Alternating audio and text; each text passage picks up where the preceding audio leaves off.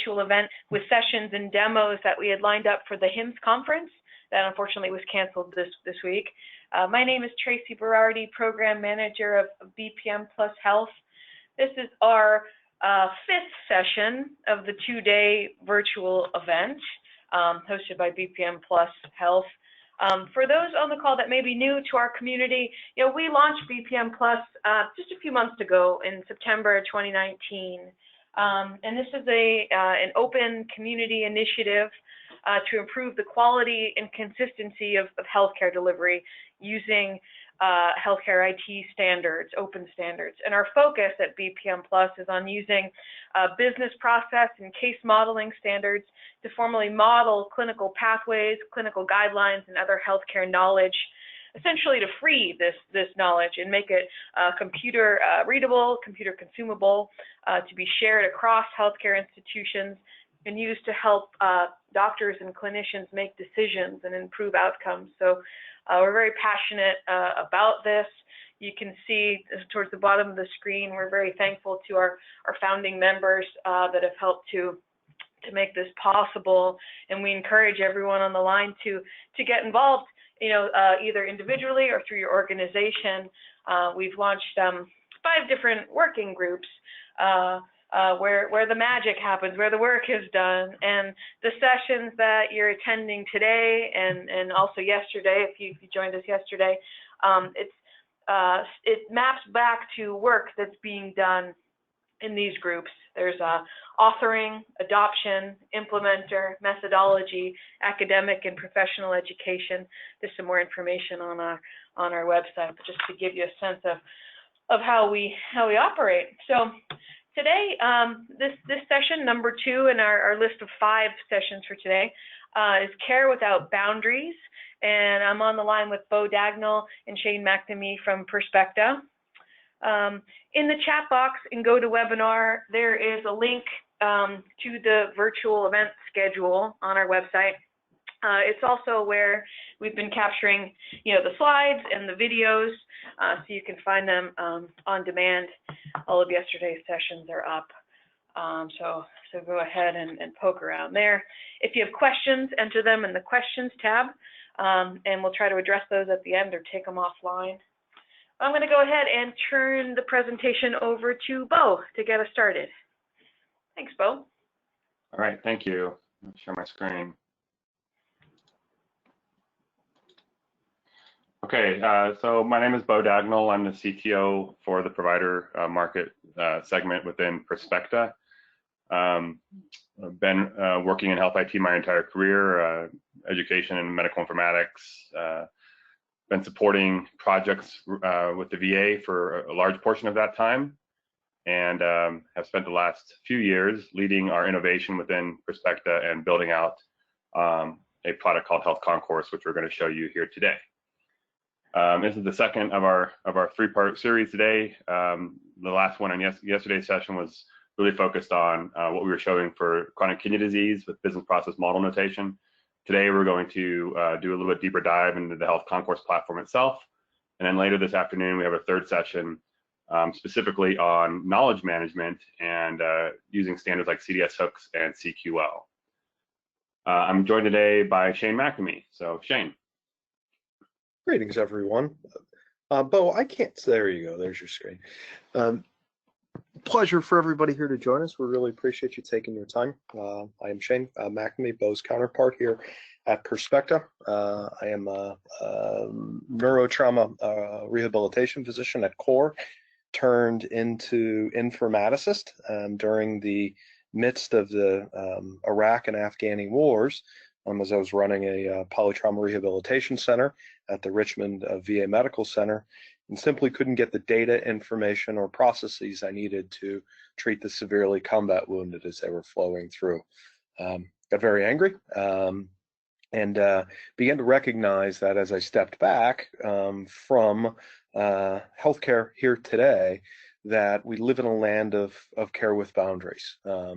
That as a parent, as a patient myself, as a physician, as a payer for healthcare, as an analyst in the past, and as a researcher over the years, We find nothing but boundaries and barriers across healthcare and a very fragmented healthcare system that makes it very, very difficult for healthcare to produce what it's supposed to, which is a nice, clean, clear pathway for us to, one, promote health amongst our patients, but also to most effectively manage diseases as they pop up over time. So the Health Concourse platform that we're going to roll through here today, and the larger BPM plus health approach from a standards perspective, is a deep set of beliefs that we hold that there is a new age dawning in healthcare, at least in health IT, that gets us away from proprietary, parochial health systems and health IT systems into something that's a little bit more rational and makes more sense for us when we get sick. So it's kind of the high level. Bo, if you wouldn't mind advancing. So healthcare is, and I touched on this, is obstructed by a litany of information technology boundaries. These are EHR systems that don't talk to one another, or PHRs, or versions of EHR systems that simply don't share data and understand. The issue there is that I live here in Cleveland, Ohio, and there are 4 major hospital systems here and a bunch of minor ones. I don't just get my care in one place. I move around. I get the best care that I can, regardless of what institution it belongs in. If I travel, if I move around more, I'm going to do the same. But my healthcare doesn't flow with me. The only thing that flows with me are the pieces of data that I bring with me. And it is these boundaries and these barriers that have existed up to this point that significantly impact patient movement, but also satisfaction and efficiency. As we kind of peer into it, and we'll touch on these, and it was Ken Rubin online here, I think Ken's on here, years ago when I just begun to get involved in informatics, Ken whispered in my ear and said, and because I was frustrated because we couldn't move data for the severely combat wounded, between the VA and DoD and then out into the community. And he whispered in my ear and said, it's the proprietary data models. And I said, that's ridiculous. I don't even know what that means. But it's these solutions that lock data and vendors that lock data in the background to a proprietary data model that cause this inability for us to share data and processes across a patient's lifetime in a way that makes sense.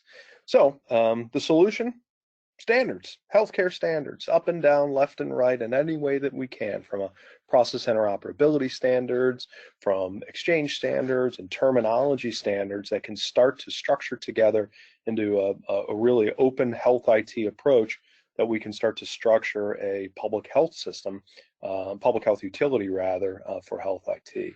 So why is this important now, right? Are we just complaining, in the cave and nothing is going to change? No.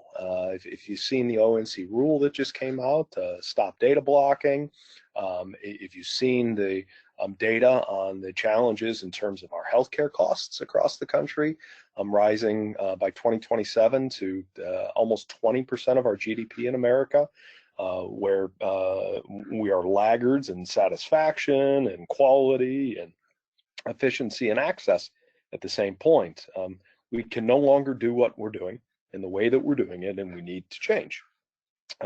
Fortunately, there is a large healthcare market that is starting to open up around the standards-driven automation, and 2 communities in which I would strongly recommend people join.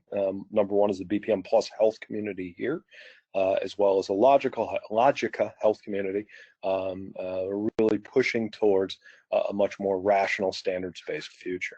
Next slide, please, Bo.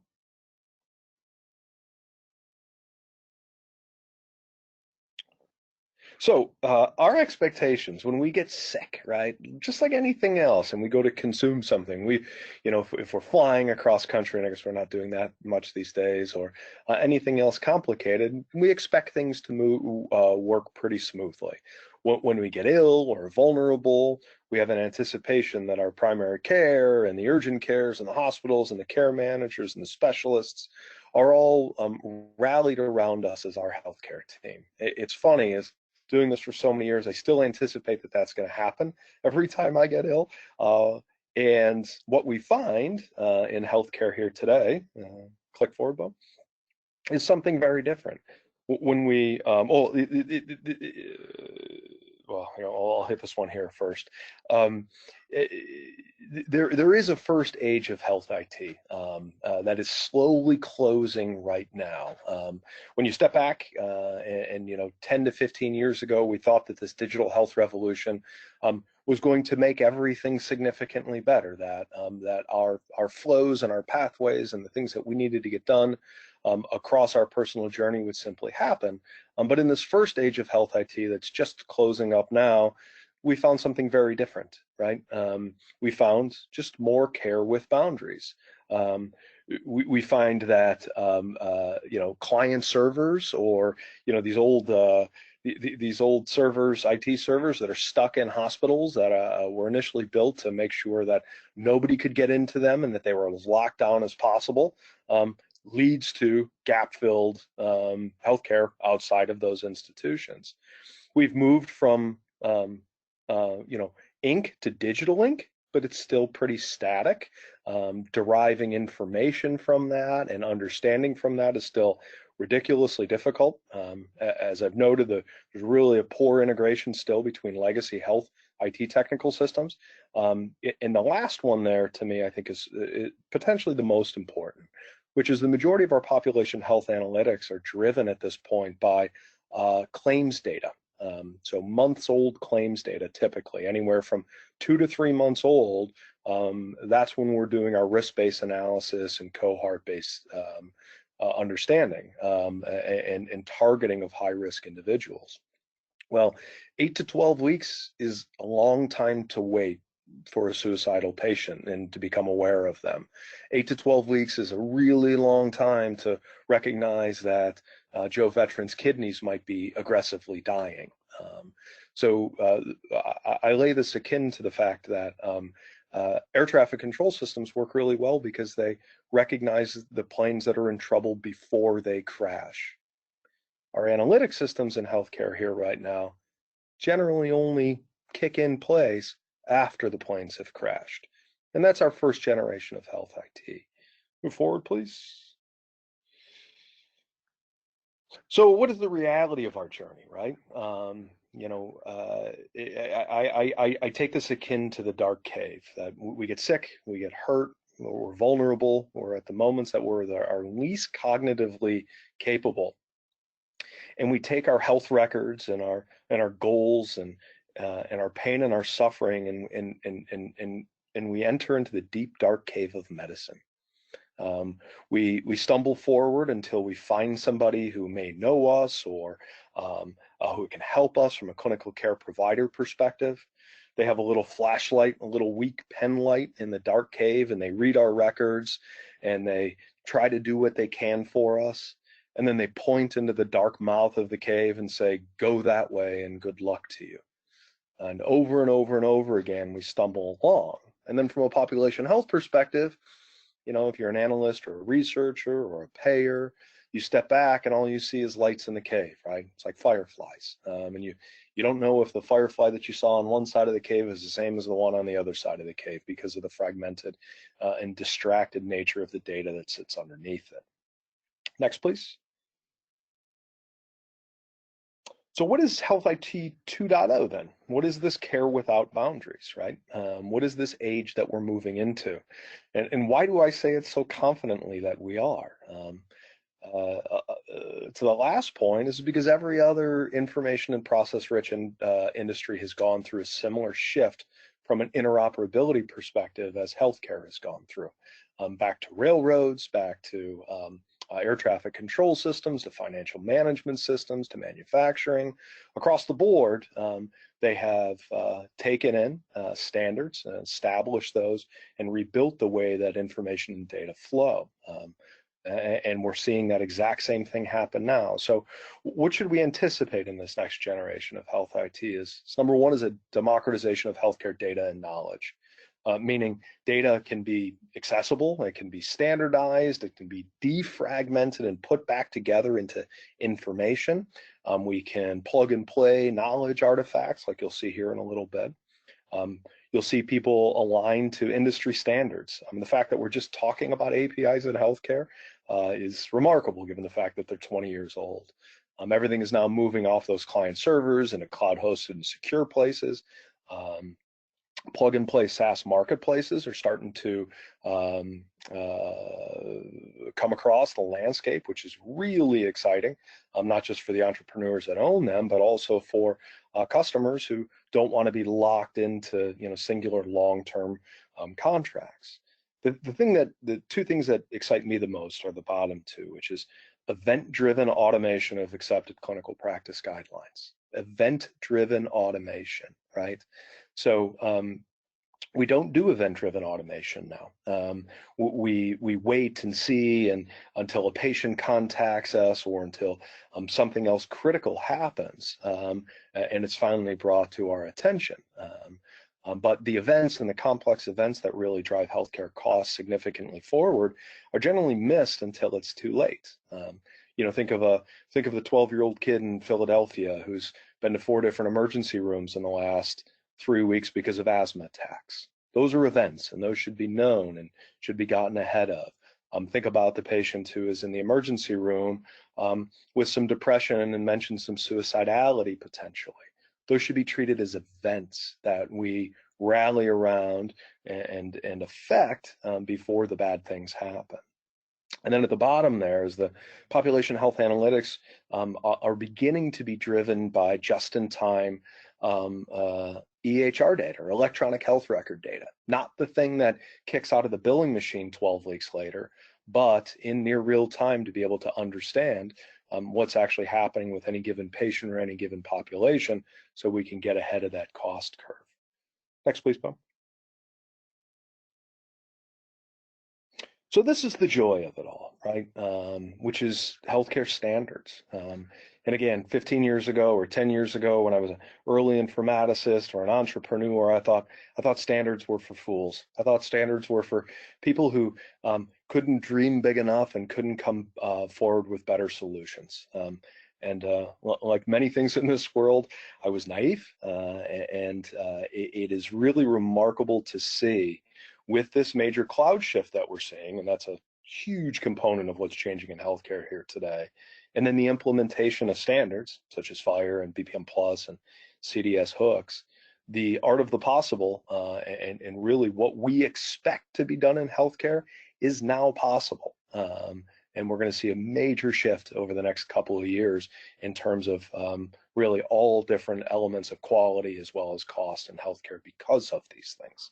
And like I said, every other major industry has gone through this. Just look back towards the Industrial Revolution and what kicked it off. And that was the standardization of the railroad track size across America. We are going to see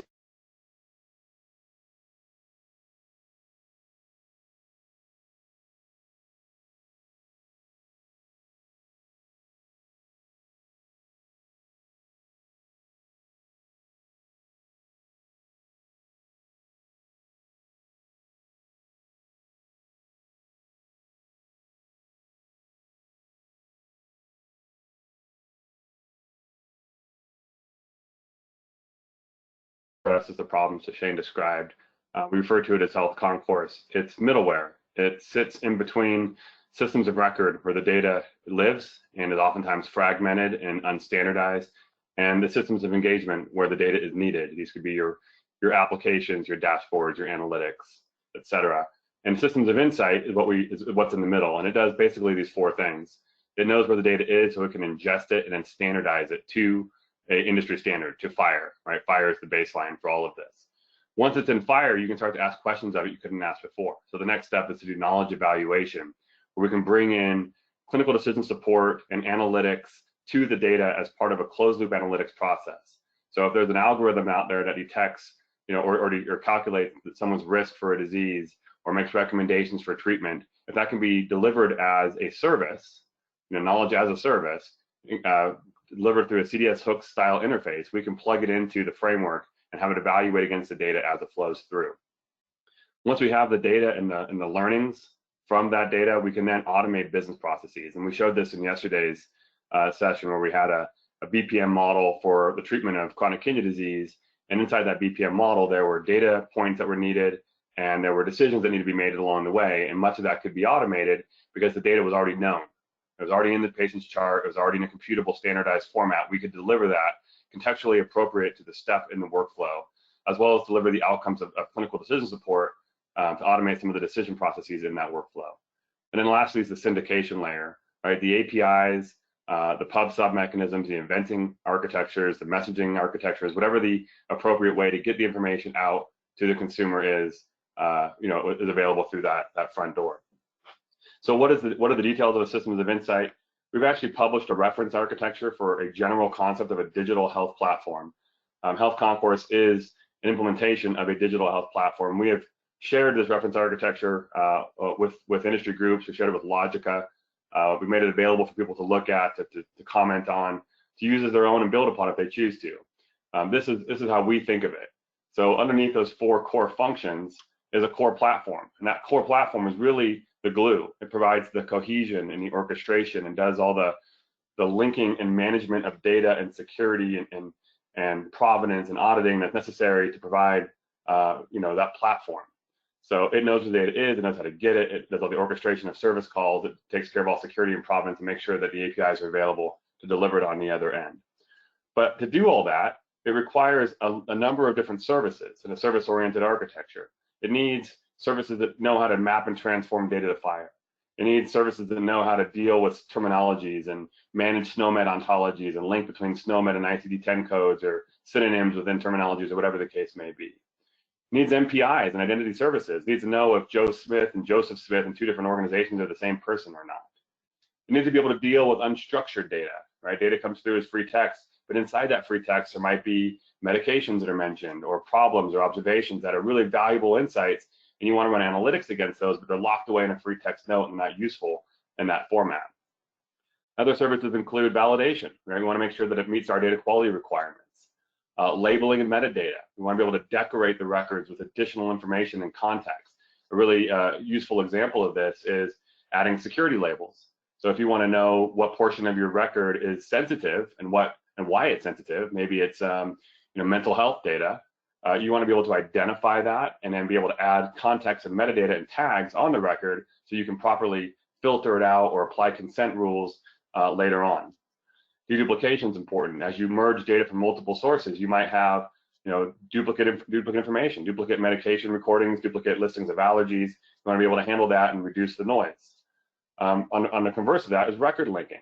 You might want to know out of the patient's problem list which medications were used to treat these particular problems, or which lab results were indicative of a certain set of problems. So you want to create semantic relationships between different aspects of the record. The last 2 then are privacy, consent, and access control and security services. You need to make sure that you're following all the rules and the policies and the regulations for ensuring privacy and enforcing all your appropriate security controls.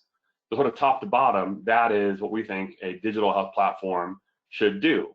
And what we're going to show you today is our implementation of this architecture. We built a version of this for HIMSS that we were going to demonstrate this week. Obviously, we didn't get a chance to, so we're going to show it to you here now. We identified technologies that satisfy the roles described by that architecture. So in the core platform, you'll see a number of different technologies. This is a mix of open source solutions like NiFi and Kafka, very powerful orchestration tools that are open source, as well as proprietary solutions like Smile CDR's FHIR server. That's the FHIR server that we chose to build inside Health Concourse. And then on the services layer, similarly, you might find a mix of things like MDMI is an open source technology. Wolters Kluwer's Health Language Engine is not, and that's okay, right? This recognizes the heterogeneity that exists in a real world ecosystem where an organization like the VA or any large provider organization is often going to have a mix of technologies and existing investments and licenses that they don't want to walk away from. You have to be able to embrace that and provide a platform that provides cohesion and works with that complexity, right? So it's okay to be able to mix and match open source and bespoke and COTS and GOT solutions as long as you have a platform that pulls it all together. For demonstration, we also were able to pull in a number of data sources. So we're able to show how we can pull in data from different EMRs. We're able to then evaluate that data against a number of knowledge services. So these are clinical decision support rules and algorithms that do a variety of things, which I'll show you in a moment. We can then use that information to drive business processes, and we have a model for both CKD and diabetes. And then we can make all the information available to different UIs and applications, including the 4 that I have shown on the screen.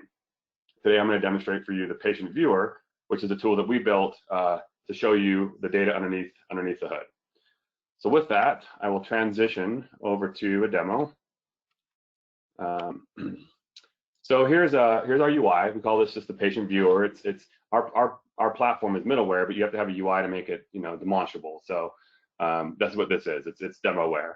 And I have a patient here named Jane, and Jane has data that we've been able to pull together. So I just went ahead and showed you, I had it preloaded, showed you the results of all the information that we have for Jane. Under this metadata tab, I can get a better view of the complete profile of information that Jane has. And it's all organized by FHIR resource. We do not, to Shane's point earlier, invent our own yet another proprietary data model. Everything that comes to Health Concourse gets standardized as FHIR, and FHIR is that canonical model. There's nothing other than FHIR for how we represent and use data across the system. So what you get provided back through the APIs are these FHIR resources. We're showing you on this view, how many of each resource we have and how many different sources were accessed to get that information. Each one of these we can drill into. So I'll look at conditions, for instance. This will bring up the problem list, and there's quite a long list of problems that this particular test patient has. We've made her intentionally a very sick person. We'll indicate with each one of these, some of the data about it, like what the condition type is and some of the temporal aspects. We'll show you the terminology bindings. Now I can assure you that the data did not always come to us with SNOMED terminology binding. Sometimes it came with just the text. It might just say diabetes mellitus or just diabetes or some other sort of semantic variation of that concept. But by virtue of having a terminology service, we're able to identify that as a recognized clinical concept in the ontology, and then get the SNOMED code that tells you where it fits exactly in the hierarchy, and then make that part of the record. So we've effectively enriched the data to make it more computable. Sometimes it might come over as an ICD-9 code, or if it's pharmacy, it might come over as an RX norm code, or it might come over as a NDFRT code, or no code at all. In which case, we have terminology engines in place to be able to handle that and to normalize that. We're also showing you the source. So a number of these came from, we call it the Boise General Hospital. These are test systems. This is actually a sandbox that we've stood up and called it the Boise General Hospital. Some of these came from NLP, which is to say that they were embedded inside a free text note. And I'll show you one of those. Here's the free text note, but inside this free text note is a lot of rich information, including, in this case, depression. And depression, we found, is links to dysthymia inside this SNOMED ontology and has this code, right? So armed with that information, we were able to create a FHIR resource for dysthymia that extracted out all the details from that free text note into a FHIR resource. So it's now computable. What was previously only human readable is now available as a FHIR resource. You can run your analytics and your clinical decision support against this. It won't be missed. Now, I'll tell you, NLP is an inexact science. There are certain cases where you'll have false positives and true negatives, and that's to be expected. We don't try and pass judgment on the data. We're the middleware. So our role is to make the data available, to add enough context and information on the record so that the consumer of the data can then make their own informed decision about whether or not it meets their requirements or not. If I scroll down this list, you'll see there are other sources. Some of these came directly from the Vista system, one of the VA Vista systems that we have running. So the point is, each one of these gave it to us in a different format through a different set of access mechanisms with varying degrees of standardization, and we took it as it is and brought it in, standardized it to FHIR, mapped it to terminologies, and made it available through our APIs. That's sort of the first thing we did with it. In addition to that, we can start to enrich it with additional information. So if I find something like, let me find something that's anxiety, that's a good example. Anxiety will have some additional information added, like these security tags inside the FHIR record. We were able to identify that anxiety belongs to the psychiatry information sensitivity group, which is a recognized standard by the HL7 vocabulary standards, and then add that information that is restricted and sensitive on top of the base record. This is useful because now downstream from here, you can say, I only want to share my mental health data with my psychiatrist, not with my general practitioner, we'll have the information inside the records to be able to allow for that data filtering and segmentation. We can also do interesting things like create linkages. So some of these diseases might have linkages to the medications or the labs that were used to treat them. So we can start to filter the patient's record based on awareness of how things are related, right? So here's the set of labs that were in the patient's record and a set of medications in the patient's record that were related to peripheral vascular disease, right? So right now, when you get a longitudinal history for a patient and there's different tabs, there's a medication tab, a lab tab, a problem tab, you can get lost, and it's hard to be able to piece it together and filter it and make it disease specific. But there are tools, there are knowledge bases. In this case, we're working with our partner IMO, who has a knowledge base that links conditions to medications and links conditions to procedures. So we're able to use that information to enrich the base data.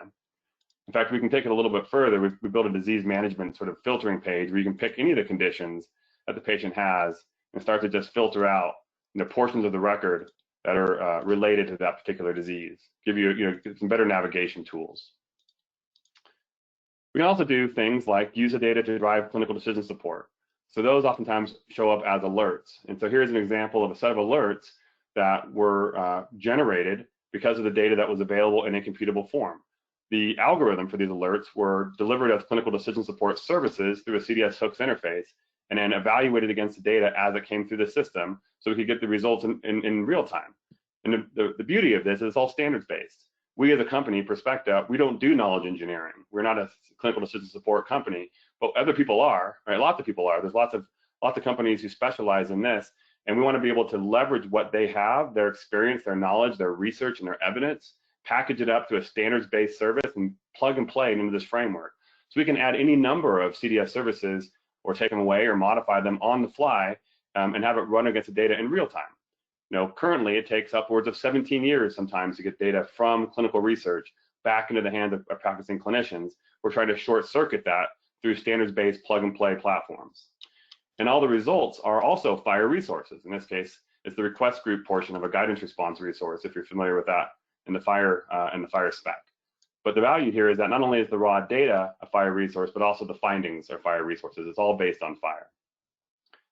Other examples of these are things like calculators. So we have another partner, Medical Algorithms, who has developed a whole library of medical calculators. And you can package those calculators up as CDS hook style services, make them available and discoverable, and plug and play them into this framework. So here's an example of, 20 or so different calculators that we packaged up. And some of them, you'll notice, have this little green check mark, which means that the data that was necessary to drive that algorithm was already known in the patient's chart, it was already in a computable format. We could go ahead and pre-compute against that calculator with the data that we had without requiring someone to actually go and trigger that manually.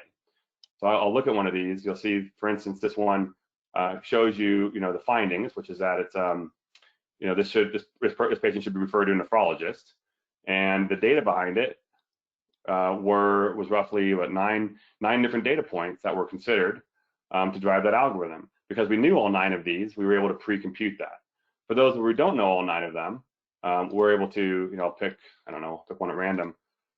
This will actually pull up a form, pre-populate the form with the data that we do have, and allow the clinician or the end user to add in the additional data elements. So sorry, it's taking a bit longer. This is actually going across the network to a different set of servers where these calculators are running.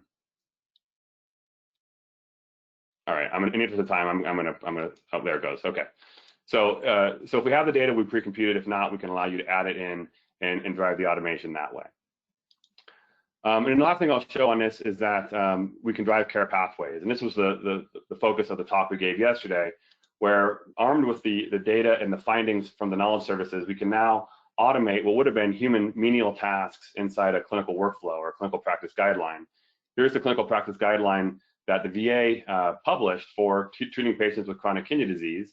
And it's basically a flow of questions that you can ask, reviewing results, and making decisions. And then based on those decisions, you might have different actions that are taken. Most of these decisions you can automate by virtue of providing the data behind the scenes that are necessary to make that decision, and providing an algorithm in the form of a knowledge service with a CDS hooks interface to be able to compute against the data and come with and automate the outcome itself. All right, so in this case, the question was, does the patient have an urgent or emergent condition? In fact, we think that they might have one, but it's inactive. Right, so that's information that came back. You can accept that by clicking next. It will then evaluate that against the decision node in the clinical practice guideline, determine that it's appropriate to go to the no path and go to the next question, which is, does the patient have evidence of CKD?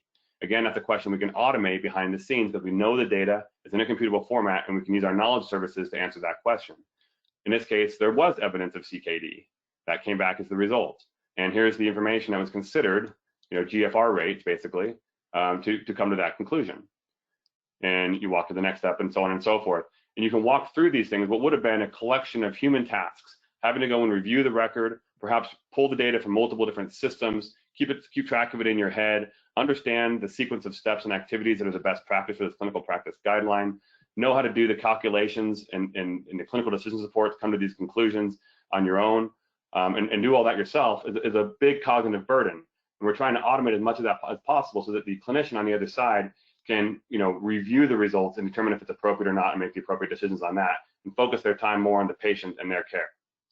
So that's what this is showing you here. And then the last view I'll show you is something that's sort of in the works for us. It's a graph view, because all this data is effectively a graph, right? It all relates to each other. And we made this patient particularly sick. So I'm showing you the condition graph, the problem graph for Jane. It looks like a flower, right? And if I drill into this, we're going to see that all the different medical problems that Jane has are sort of organized, through this graph visualization, through linkages to all the different diseases she has. And for each one of these, if we know who the provider is that recorded that information will be provided, because there's a FHIR resource relationship between the condition resource and the provider resource. Now, some of these conditions have their own little cluster, if you will, like this one here. And the reason they have their own little cluster is because, again, that record linking service where we use the IMO knowledge base to discover what medications and what lab results were appropriate for a given problem, we were able to create a graph of just that, right? So this diastolic hypertension condition, there are lab results and medications hanging off of that are related to that particular condition. So it gives you just another way to view and visualize and navigate what is a sea of data in a more meaningful way. So I'm going to switch back. That's the end of the demo. I'm going to switch back to slides and wrap up. So Shane, you want to talk about the categories of use cases? Yeah, so the question comes into what can you use all of this for, right? Once you've democratized the data and have a standards-based solo with plug and play and knowledge services and all these other capabilities, how do you apply it to start to rationalize healthcare? And there are really kind of four high-level areas that we see across the board, be it in federal RFPs and RFIs, or in state level, or local health systems that are looking to do things, or potentially across the pharmaceutical and payer industries that can be supportive. Number one is modernization of legacy EHR systems. So tons of data out there that's unstandardized, scattered across servers in lots of different places, picking it up, lifting, shifting it into best-in-class storage, and then modernizing to FHIR so it can be used. So directly addressing the fragmentation and unstandardization of legacy data and moving it into a future state is number one. Number two is the best practice guidelines, as Bo talked about a bit in here, which is taking BPM Plus Health and taking BPM Plus Health to be able to implement and automate workflows across any of the actors, be it the patient, be it the provider, be it the researcher, to be able to use both near real-time quality monitoring, the capability to take these things out and own your own IP. Lots of different decision support services and things out there, and clinical guidelines that have been built, and to be able to deploy them in those lines. Even taking things along the lines of for the building out the pharmaceutical pipeline, a tremendous amount of waste along PROs as they move through, almost double the amount of people that are necessary for any pharmaceutical drug trial, and the capability to build true workflows and understanding to decrease the time of drug to market and increase the quality of the research. The Registry 2.0 is super exciting. So tons of registries out there now in the first generation. The registries are bogged. These are generally clinical disease registries or things along those lines. They're generally bogged down by terribly inefficient data collection processes. You'd be shocked by how many registrars still walk around hospitals and hit EHRs and put everything on a piece of paper around, for a cancer patient for a registry, and then fax that into a location for that to be brought up. Capabilities allow for automated data collection, so decreasing the number of menial tasks, allow for bidirectional APIs to start to shine knowledge back out to the sites where they're getting the data from for, be it, again, for in cancer, for say a cancer board or something along those lines. And then the really exciting capabilities start to bring smart on fire applications on top of those existing registry solutions to drive care associated with those individuals. Probably the most exciting one of all to me is the thing in the lower right, which is the Sentinel. Very germane right now as coronavirus gallops across the globe, but taking 8 to 12-week-old data and getting out ahead of a disease outbreak simply doesn't work. So feeding off of highly standardized, normalized data off of EHRs allows for near real-time risk identification for disease outbreaks, but it also can be utilized for drug and vaccine adverse eventing after the FDA period, the monitoring period. So lots of different capabilities in terms of the ways to apply our set, but also other similar standards-based platforms in the next stage of health activity. Keep going, Bob. All right, we'd like to close with this slide. We've embraced, hopefully this has come through already in some of the previous discussion, but we've really embraced this platform-based approach, a system of systems approach, where you leverage the best of breed, right? You leverage the technologies that do the job best, or the technologies that a given environment or organization already have access to. There's no one solution that needs to solve all this, and there's no one solution that should solve all this. It's a large, complex, dynamic problem, and you need to remain flexible. You need to have an open platform that supports plug and play, that can evolve, that's standards based, so you can replace technologies as you need to sort of prove how that works. The demo I just showed you was based on this particular technology set. These are the companies we've worked with. We overlaid their logos on top of the piece of the architecture where they sort of fit to demonstrate that you can, in fact, provide complete cohesive solutions using a mix of different technologies under the hood, as long as you have an underlying platform that's standards-based to pull it all together. And I want to give a shout out to all the companies who contributed their IP and their expertise to help make this a reality. So I think that's it for us. If we left any time, we'd be happy to take any questions.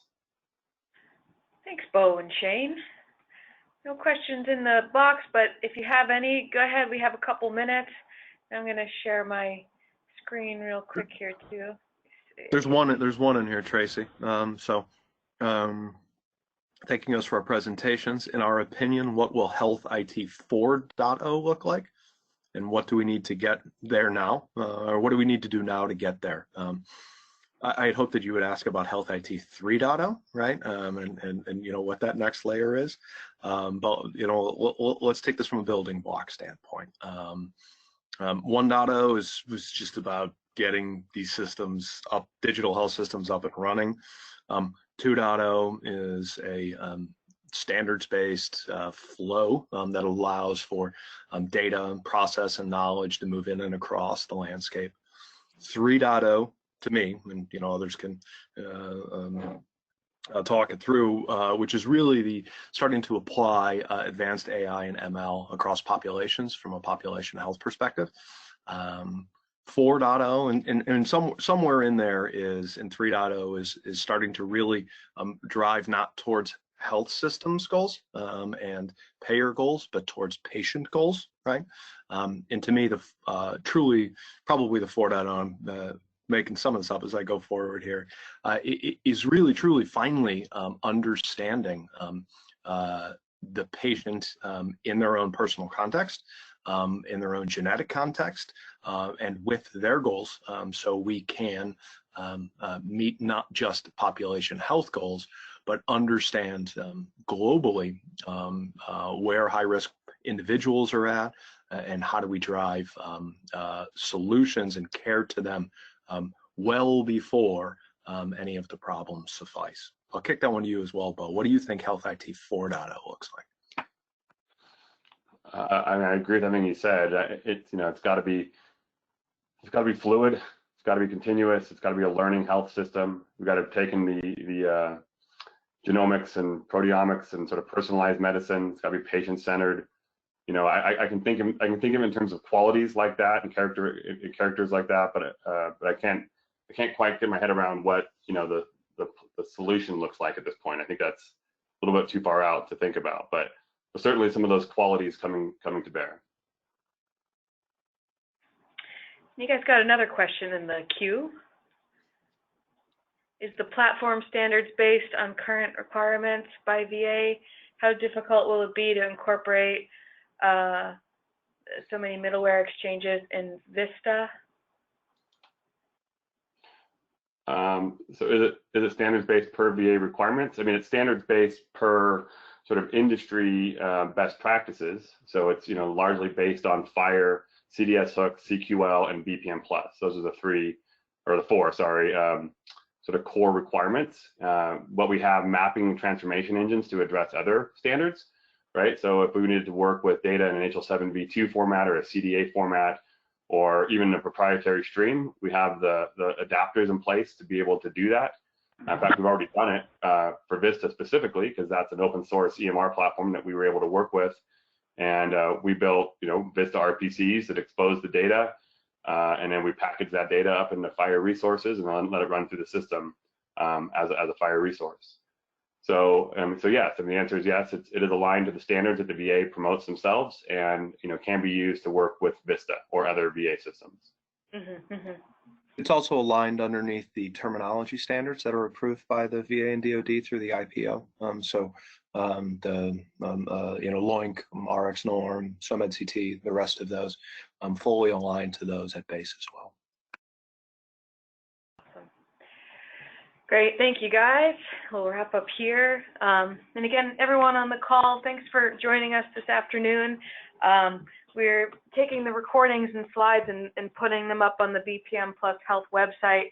There's a link in the chat box to the page where we have our schedule of events. And there's 3 more sessions coming up this afternoon. So if you have some time and want to hop back on, we'll be starting again at the top of the hour. Thanks again, Bo and Shane. I'll see you back here too. And have a good rest of the day. Have a great day, folks. Thank you all.